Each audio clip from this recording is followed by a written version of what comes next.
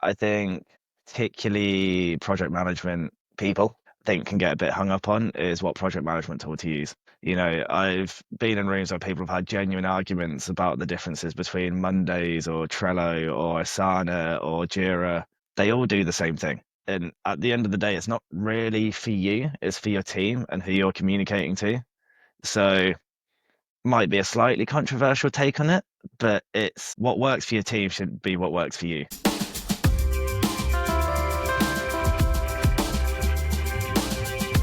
Welcome to Sustainability Transformations podcast, where we explore bold ideas and where each conversation can shape the future of business, people, and planet. Today, we are to have Dave Rutledge, who is a project management expert, co-founder, a specialist in IT and cross-industry project delivery. Welcome, Dave. Can you introduce yourself, the key areas of your expertise and the co-founding expertise? Yeah, of course. Thank you for having me. It was great. So yeah, as you said, I've sort of got quite a broad experience. I sort of worked offshore for a few years. I worked in offshore autonomous technologies as well as in sort of the creative tech side. And so founded my own business a few years ago and have been sort of working in various startups and scale ups over the last few years and kind of been privileged and challenged to be in that position where you're sort of trying to figure all these things out at the same time is kind of like trying to solve a moving jigsaw puzzle. So it's been quite interesting to see, especially developments over the last few years with tooling and ideas and mindsets and all this sort of things. Yeah, no, it's great. Yeah, looking forward to getting into it. Good. So, in this episode, we'll explore why so many companies struggle to deliver effective project management, and from a sustainability perspective, what leaders and project managers can do to succeed. We'll be discussing a number of barriers and cultural resistance skills and unpack some possible solutions based on Dave's experience. So,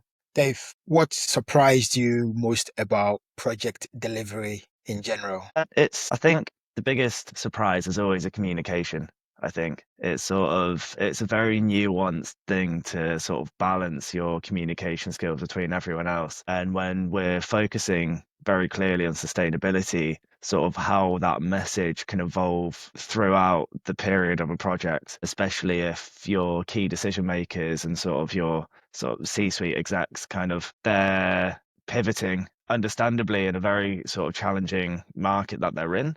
But it's how the message changes and dilutes. And then obviously that impacts what your overall project delivery capability is going to be. Yeah, that's good insight. So, when delivering projects, what can sustainability leaders learn from? What are the typical first signs of trouble in projects? So I have to admit, sort of at the early stages, you always get a feel whether it's going to be a success or not. It's making sure you've got a clearly defined message and requirements at those early stages, and everyone really understands what you're trying to achieve and and more importantly, why you're trying to achieve it.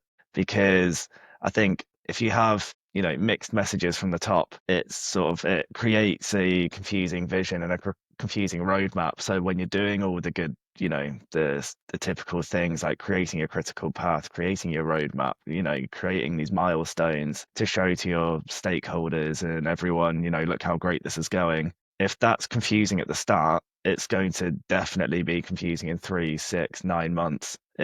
You're setting yourself up to fail at the very, very beginning if you don't have very clear and decisive communication at the start. And that's also for the team actually doing the work. It's all great being the person that's signposting everything and making everything look forwards and look nice in PowerPoint presentations for weekly updates and things. But you've also got a team underneath you that are actually doing the work. So, especially if you're trying to create something new or leverage some new technology or capability to have positive impact, the people in your team hold those motivations as well. So they're going to be very forward thinking, they're going to be very excited. And if they start to get confused about what they're doing and why they're doing it, and the messages are getting mixed from the start, then the quality of work and the motivations will start to drop as well. So Yeah. for me, it's always the first 2 or 3 weeks are the most crucial. It's you set yourself up for success by really putting the work. You can't, what's the saying is you can't build a house on loose foundations or something like that. Yeah. Absolutely. Yeah. Yeah. Yeah, that's good. So clarity is so important. And I can't remember who mentioned this quote, but there is a quote around if you can't explain something simply, you don't probably really understand it. And so, 100%. yeah, yeah. So, being able to distill it in clear terms is very important. So, how do project managements and executives resolve the tension between the short-term goals and the long-term? So, you have a project which the delivery period is 12 months, for example, 18 months. How do they balance the 12-week goals with the 12 months goals? I think this is a obviously it depends on sort of the nuances of the project, but in general, as sort of I'm a big believer in sort of working iteratively. So, build your foundation and keep building on that. So you're going to you're something that works or something that at least gives you the skeletal framework of what you need to start off with. And I think again, it's just making sure you have clear like communication that has clear intent. So sort of balancing that short term goals because we all know we've all probably been in those situations where you have someone breathing down your neck where you're like, well, you said this 7 weeks ago, and I'm going to remember this one sentence you said, and you promised this. Where is it? Why doesn't it do exactly this? And, it's kind of making sure you've got that communication skill down. So, and it's understanding who's got the influence and where the power is, because the worst thing is when you lose trust from your leadership in that situation. So whether that's I think that's where the biggest tensions arise effectively. So when we're talking about sort of that short term and long term tensions, if the communication is clear, the long term tensions where you're looking at the long term output for what your project is, because hopefully when we're talking about, let's say, a 12-month project, so we've got 12 months of delivery, but once that 12 months is done, the project doesn't just disappear into thin air.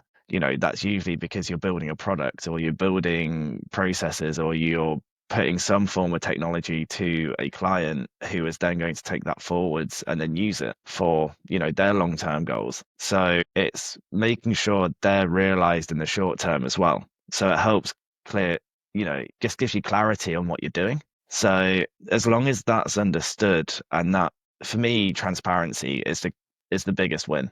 If it's transparency from the top all the way through to the bottom, and it should easily be understood. So budgets, budgets are always the biggest thing everyone talks about. Sort of like, Yeah. what is the budget? If it's clear and it's defined, we know what we've got. You've got to find out what you don't know, and what you do know. So if your budget is defined, then you know what you've got to work with and you know where you're going forwards. But if Yeah. you're in a situation where everything's constantly changing or responsibilities are changing all the time and all this sort of stuff, it just adds to the confusion. And then that confusion ricochets both ways. You get confusion in your senior stakeholders as well as the people actually doing the work. So that's for me, that's the biggest one. So short term and long term, they kind of always relate. Long term goals are never, they should always be related to what you're looking at your short term frustrations. But if you've got transparency and clarity, that's the biggest one. So you have emails, you have face to face. What are the different strategies which are good so the communication is effective? And the reason for asking that is in sustainability, there's a lot of evidence that show that just having multiple emails or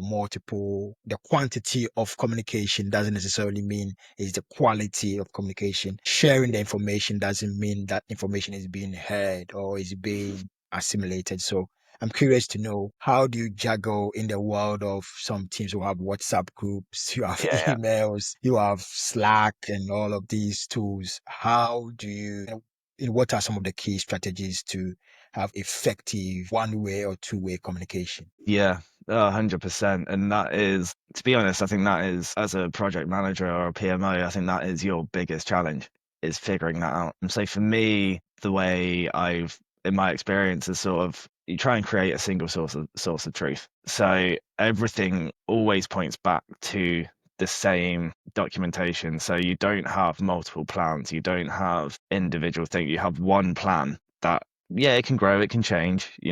People figure things out as they go along, but you keep that as a single source of truth. And especially with sustainability, what I've noticed is when everyone loves to talk about it at the beginning and then they forget about it in the middle. And then they want to talk about it again at the end about, how wonderful this project has been with the sustainability goals and all of this and how it's meeting it. But because you lose that in the middle, then quite often the output isn't necessarily what you actually needed at the beginning or what the overall intention of that project was. So, like balancing all these tools, I mean, Slack is a big one. All tech industries use it, and it's everyone's best and worst friend. It's, you know, it's, but this is where also communication process comes into handy. So, like if you're looking at your tech teams, you'll have stand-ups, you'll have this sort of thing. You got your agile ceremonies, all great stuff, but it's got to be effective. So there's no point, one person doing one thing, and it's each project is always different, but you've got to. But this is what I was saying. Those first few weeks, this is your challenge as a project management person or like a delivery person is to figure that out.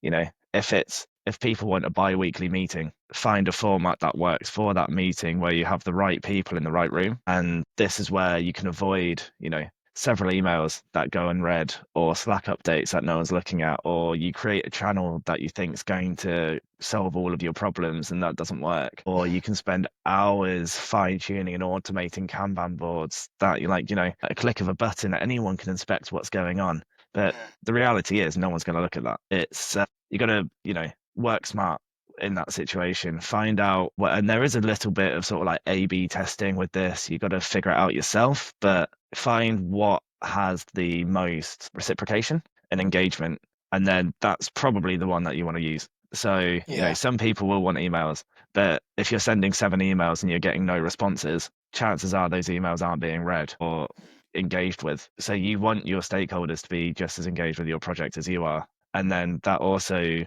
gives motivation to your team because they can see, again, it's all about that transparency piece. I think for me, it all leads back to transparency and communication.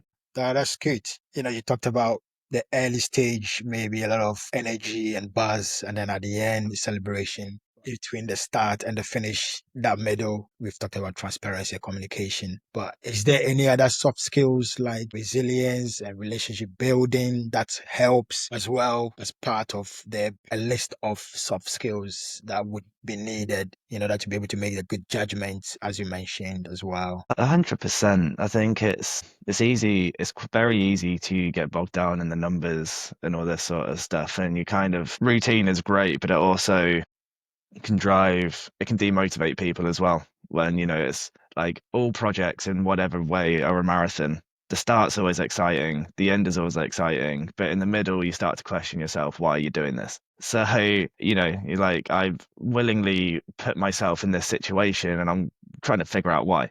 So I think as a sort of project leader, you've kind of got to notice this, and you've got to remember that fundamentally they're people that you're working with. And, everyone has their own desires, their own motivation, their own problems, what's going on. And it's understanding that and being able to communicate with people effectively on a personal level as well as a project level. And it's quite, especially in sustainability, because it's quite a new field. There's a lot of new technologies being explored. It's hard to be excited all the time. We're all human. We can't maintain 100% enthusiasm at all times. Like no matter how passionate you are about something, it's incredibly difficult. So, you've got to allow a bit of space for that, but also just talk to your teams. On a personal level, I know it sounds silly, but it's little things like having one-to-ones every now and again, or just having a bit of a check-in, or you noticed someone started to be a little bit more quiet on channels that they would normally be a lot more vocal on, and then just dropping a message to be like, how are you doing? I know it sounds silly, but it works. It's especially when I used to work offshore doing sort of hydrographic sort of projects and environmental mapping and things like that. You'd be off on a boat for 4 to 6 weeks at a time. Your entire life becomes this vessel. Week 3, week 4, it gets repetitive. It gets boring. I saw another dolphin today. That's exciting. But it's just taking the time to sort of talk to people, pick them up again, engage with them, and then it's not, I don't want to game theory it, but then I think from what I found, you talk to people, you get them engaging, then they will start to engage with you again. And then the project starts to get engaged with again, if that makes sense.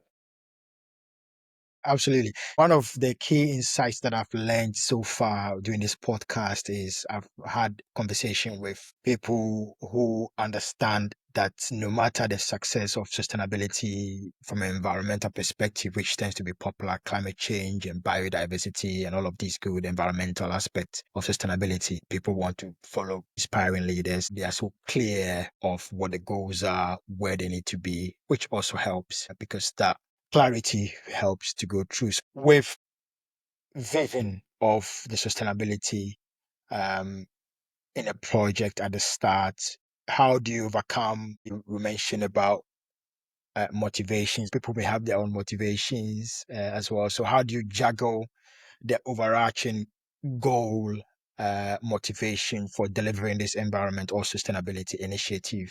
But individuals will have their own motivation. So how do you juggle those overarching goal but individual motivations? Yeah, no, it's yeah, for me, I find this subject really interesting. So I think it's ultimately, I think it comes down to trust in the sense of you've got an incredible tech team. Chances are, it's working in new technologies that are looking and focusing at sustainability. You have people who are incredibly passionate about it, all for their own reasons, and all have their own reasons for being passionate about it. And they are usually, in my experience, incredibly forward thinkers. They want their solution finders, not sort of problem givers. They want to come to you with ideas, with solutions. Be like, I was thinking about this the other day, and this popped into my head, and this is a really exciting idea I have. And it's kind of allowing some trust that you can explore new ideas, I think. And it's giving, people a sense of ownership and pride in that process.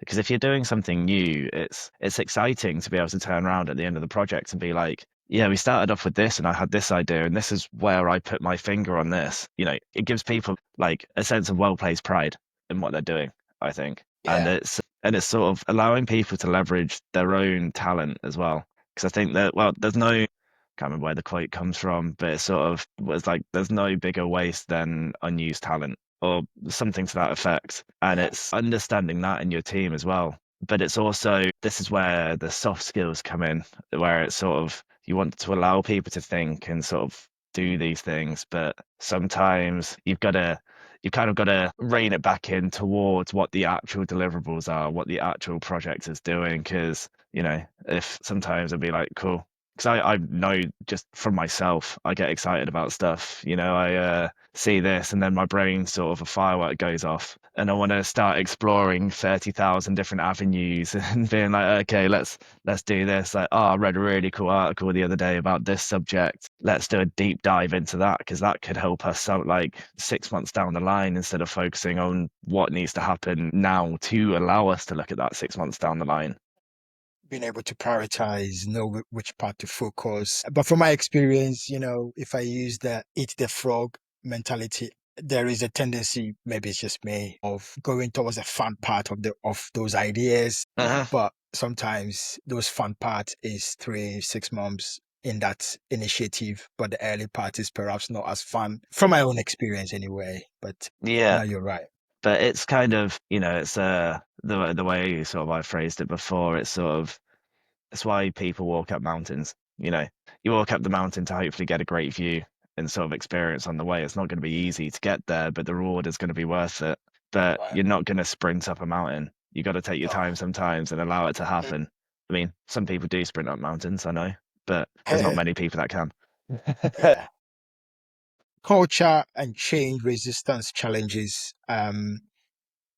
We've worked on initiatives which are innovative, not necessarily sustainable, but innovative. So, how do sustainability leaders or leaders pursuing initiatives which are environmentally or socially beneficial? How do they overcome culture resistance like, oh, we've always done it this way, Mm. or this was tried 10 years ago and they failed? Those key comments, how do you overcome those cultural and change resistance? Yeah, so in my last role, I was doing this a lot. So I was coaching people how to use sort of 3D camera, underwater 3D camera systems. And the way you operate them is to get the best results out of the way you do it, you're teaching people that have flown ROV, so remotely operated vehicles, underwater robots, effectively. People who have flown these things for 20, 25 years, and you're trying to then talk to them about, no, you can't do it that way anymore. They're like, well, what do you know? You've been doing this for 5 minutes in their eyes. So it comes back to that initial thing, it's communication, transparency, and finding a way that communicates with the audience that you're trying to bring on the journey with you. So, for example, I went to, another one of the Rebel meetups where we met initially. I went to a sustainability focused one in London, and the speaker there was a guy called Jamie Burrows who does vertical futures, so like vertical farming and that sort of thing. Incredibly interesting guy, and he said he found this all the time. He's trying to change people's views on what can be done, and it was like, you've got to look at the communication and find out what people's motivations are, and then speak to them. So, for his example would be, I can grow X amount of crops in a much smaller square meter space. So from a stakeholder point of view, you actually end up getting more. You get more product for what you're doing, Yeah. as opposed to, I guess, horizontal farming, I suppose would be the equivalent. So for me, it would be sort of, you from a ROV perspective, you actually get results instantaneously, which from an ROV pilot point of view, they're like, oh, okay, I can see that. I'm not then sitting around with data for hours and days afterwards. But then when you look at how that follows down the track, the way you would talk to the motivations are slightly differently. So for someone delivering the project manager, be like, oh, okay, I can reduce your vessel days, so I can keep your costs down by allowing this inspection to happen over the course of a day, whereas normally it would be a 4-day turnaround to make sure the data you collected, you then got to do quality control checks, do all of this sort of stuff, make sure you actually got the measurements, and then potentially even go back. Whereas I give you something instantaneous, and it's offshore rates is what, 25,000 a day to keep a vessel afloat. So if I can change, like, okay, by employing this technology with us, it costs you X amount, but I can save you £100,000 on this. But then when you take another step back from that point of view, the motivations for a senior stakeholder will be different. Going back more to the sustainability route is, okay, we're burning 4 days less fuel. We're offshore in arguably an unsustainable environment by being offshore, but we're creating that sustainability by getting better quality data quicker, making sure we know what our maintenance cycles are for the future, and reducing those vessel days. So we're burning X number of tons of fuel less. And in the future, this is what your maintenance map could look like. So your periodic maintenance is happening as it needs to be, in a safe way, obviously, but making sustainable energy sources. So, for example, we were doing a lot of work with offshore wind farms, reducing that inspection and maintenance cost in the lifetime of a wind farm. So it's a win-win.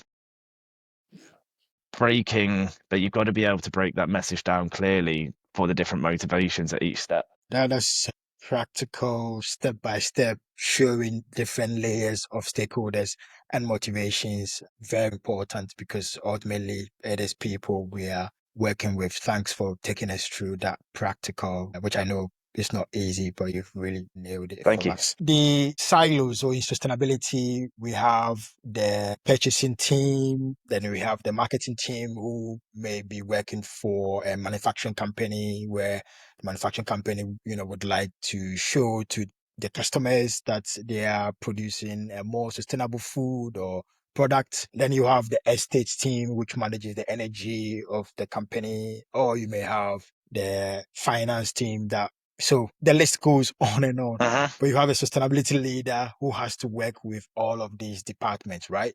So what does your experience in project management help sustainability leaders, how they can manage cross-functional teams so that they are not working in silos? Uh-huh. So when a sustainability leader talks to the procurement team or the marketing or the finance or the energy, they all know that whatever is being discussed is in the interest of the company. How do they overcome silos, please? Yeah. With fear of repeating myself, effective That's all communication. right.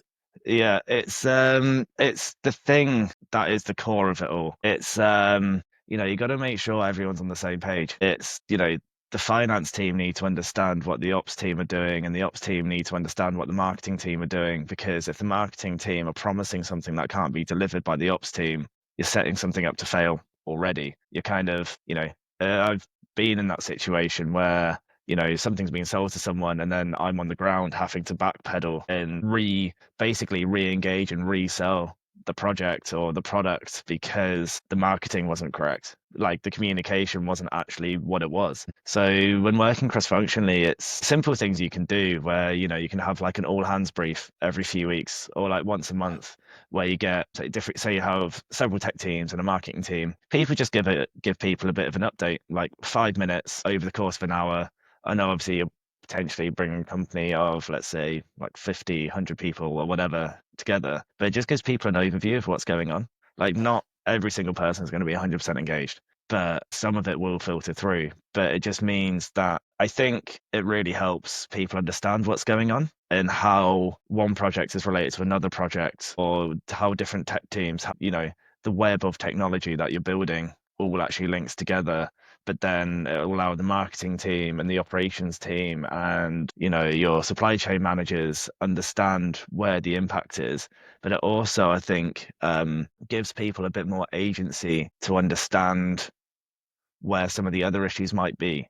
An example could be, you know, um, an ops team have noticed something that's been happening, or they've just been away on a project and come back and they've noticed a particular type of behavior in certain conditions. Obviously, there should be product feedback loops and all this sort of thing. But then, you give a 2 minute update about that on a sort of all hands brief, and it gives people the opportunity to think about it and then be like, oh, okay, maybe it's because this material we're using from this supplier might have a thing. So maybe we need to have a look at the R&D side of the supply chain, and like let's look at how we're sourcing our materials and see, is their quality issues? Do we need to look at a different manufacturer? You know what I mean? It sort of just Yeah. allows a bit more forward thinking, I think. And again, it comes back to what we were discussing earlier, where it's sort of about motivations and how do you keep people engaged in that sort of sense. People like to know what's going on. They're getting involved in this stuff because they're passionate about it. And when they feel with information, it might not be consciously withheld, but if people don't know what's going on, or half the company are really excited about this project that they know about, and the other half, say you've got two different offices somewhere else and they have no idea what's going on, you can't celebrate that. You need to be able to celebrate that success together so Yeah. you understand what the impact is happening here. Because quite often you'll have, technology R&D offices quite separate to the operational side of things. And it's just finding that, again, finding a way that allows that communication to flow. Technology, digital tools, sustainability. I'm a big fan of encouraging sustainability leaders to use systems thinking. So the overall picture, going back to the Mhm. previous silos issue, where if you deliver a systems thinking, but one of the key ways to deliver that is using digital tool which allows easy measuring, monitoring, and being able to demonstrate the cross-functional impact as well. So, from your experience, are some of the key enablers of using IT or digital, or now with AI coming in? What are your thoughts on using tech integration and innovation? Yeah, all for it. It's there are certain things. I think one thing I think particularly project management people think can get a bit hung up on is what project management tool to use. I've been in rooms where people have had genuine arguments about the differences between Mondays or Trello or Asana or Jira. They all do the same thing. And at the end of the day, it's not really for you, it's for your team and who you're communicating to. So might be a slightly controversial take on it, but it's what works for your team should be what works for you. It's you're not there to tell people what to use. You're there to learn what's best for your team and the other way around. Because you'll have some people that will die on a hill and say Jira is the best thing since sliced bread, and you have to use it, and it's something that there are jobs for people to set up Jira thing like Jira and workflows, and it fine, that's great if that But it's if your team are looking at it being like, I don't understand it, what's the point in this? They're not going to use it. Yeah. But then on the other side, so that's just a project management side of things. So I think, and ultimately, it's there to find out what work is happening, what work has been done, what work needs to be done, and where are you on your timeline. Yeah. If you can find out those things, it doesn't really matter what you're using. One thing I would say is please avoid Excel spreadsheets. They are the bane of my life. But they also work. They have their place for sure. Yeah. But then, when you're looking at other tooling, having space to explore. So obviously, we've all seen in the last few years, AI tools have just exploded. Everyone's got ChatGPT. Everyone's got like most devs will have Copilot AI and this sort of thing. And I think it's genuinely a great thing. Obviously there's a lot of fear and is it going to take away my job and all this sort of thing, and it's an understandable fear. It's you can relate to it. It's but I think they're also huge enablers. They help cut through a lot of the noise of traditional methods of information searching and digging, and they can really really help. Yeah. I think like other ones, when you're looking at, especially if let's say we talk about products manufacturing, things like that, like look at the early stages of manufacturing and see if there's tools that you can enable there. So example would be a company I'm doing a little bit of work with at the moment called CrowdChem. They're a Japanese company, but what their product is absolutely incredible. So they've built an AI product that basically feeds in all the different patents, all the different research around all the different materials. And say you need looking at sort of more bio-based materials or materials with extended lifespan that have particular, you put your requirements into this and it will read through all of these papers for you and then come up with a proposed manufacturing processes with your raw material requirement and things like that. But that's so early stage, but these tools are being developed all the time. Yeah. So I think there's space, arguably, if you're looking at it as a cost benefit analysis or like P&L spreadsheet or whatever, I'd almost argue you'd want someone looking at innovation, sort of like innovation tools within your team, whose kind of job is your job as a project manager. It's also, I think, a project manager, you're there, you're moving all the pieces and trying to make sure everything's moving, or sort of the background engineer that's sort of greasing the wheels and keeping the train moving. Yeah. But you're not necessarily going to redesign the engine. It's there's only so much you can do in one day, as much as you'd Yeah. love to. So having maybe people in your team that are looking at these things, that are sort of trying to see where we can leverage the most benefit from these tools and ultimately speed up that R&D process. So for example, with CrowdChem, if they can reduce your R&D cost and time by 30%, why wouldn't you be using this? Absolutely. It's Yeah. yeah, it's there. The opportunities are there. We've just got to be, and this is where, when you're looking at thought leaders, looking at sustainability leaders, there's got to be an openness as well that whilst their ideas are good and incredible, other people's ideas are good and incredible as well. Yeah. And ultimately, I'd hope we're all in this for the same reason. We want to live in a Yeah. more sustainable planet. We want Yeah. to, for our children and our children's children, we want to leave behind something that encourages growth and Yeah. prosperity and positive future. And we do this by working together, not by working separately. I should explore more on that crowd cam tool Crowdcam, yeah. of because I'm exploring some innovative technology which I think perhaps will help. So that's good.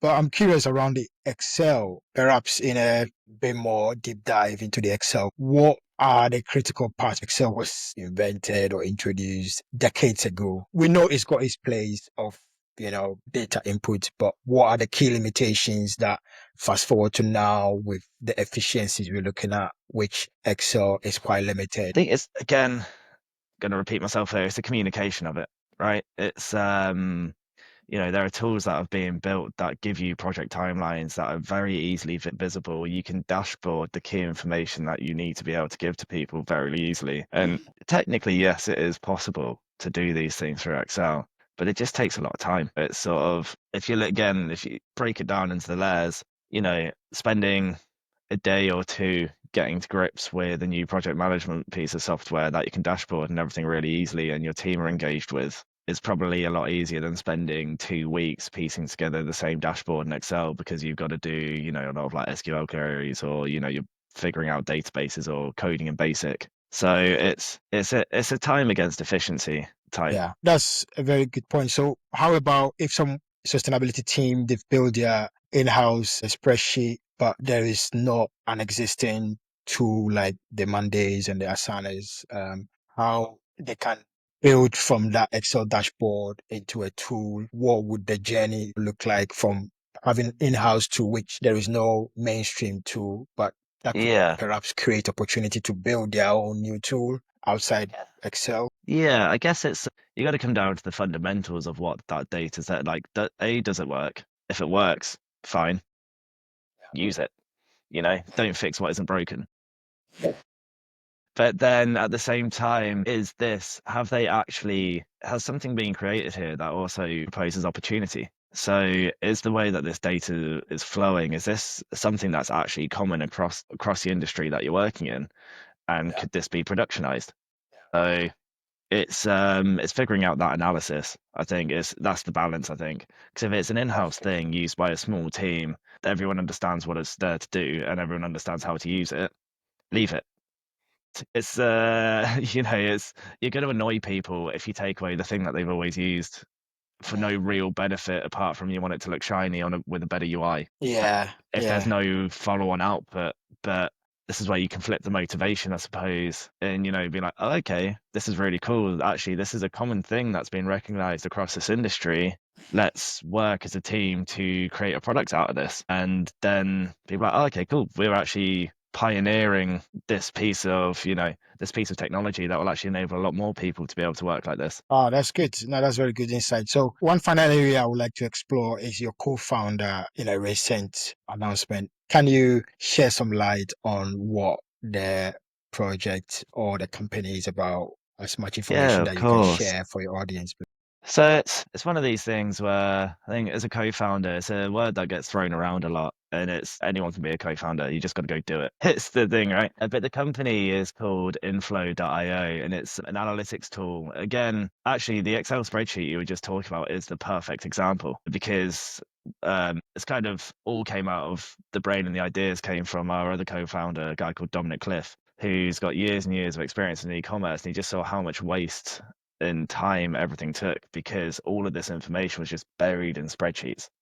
So the core concept of the product at the moment is sort of stock analysis. Is your stock working as well as it can? Where's your waste? How can we minimize that? What's going on? You get the information in seconds as opposed to weeks or days of investigation. Again, making when you're looking at different values, and then the idea being as we build on this, we'll start putting in AI training models to allow it to become more effective.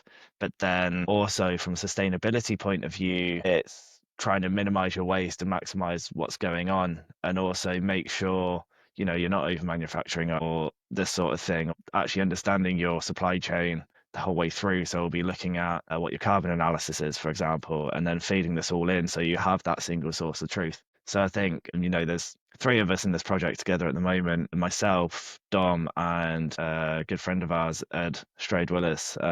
We've all known each other since we were kids, and we've all kind of developed in different areas, different experiences, and sort of all come together in later life, I suppose, and been like, we've got a really good idea here, and we've all got the skills that can help each other out, and we all believe in Yeah, this, so let's give it a go.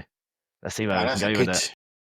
And there's Yeah, so it's early stages at the moment. So, going through classic early stage founder things where you feel like you're doing hours and hours and hours and hours and hours of work and there's no reward yet. But, you know, yeah, as going back to your analogy earlier, you walk up a mountain to see the view. It's yeah. you got to put the work in to get the reward. Absolutely. Now that's quite exciting with efficiency and time. We've seen a lot of that common theme within the most successful companies that we know, Amazon's and the Netflix, Mm. all of these companies who are saving humanity time. What is your parting message, the core message you want to leave to the listeners based on what we've discussed? I think to make the biggest impact of in the areas you want to make them in, you've got to have trust with the people around you, and it's a two-way street. It's you got to trust the people doing the work, and you've got to trust your leadership or your senior leadership or your stakeholders to also communicate their interests.